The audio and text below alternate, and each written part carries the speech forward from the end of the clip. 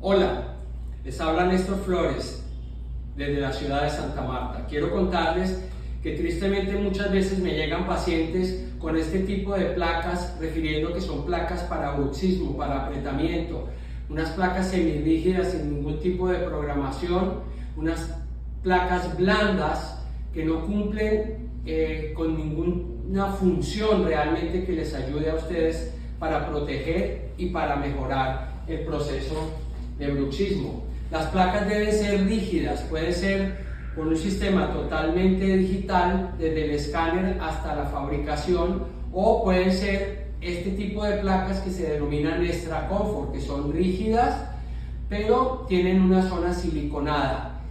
¿Cuál es la importancia? Es que sean programadas, que hagamos citas de manera periódica para que realmente veamos los procesos donde las rampas desoclusivas y la mordida puede ser estabilizada y podamos relajar realmente nuestros músculos. Así que ténganlo en cuenta.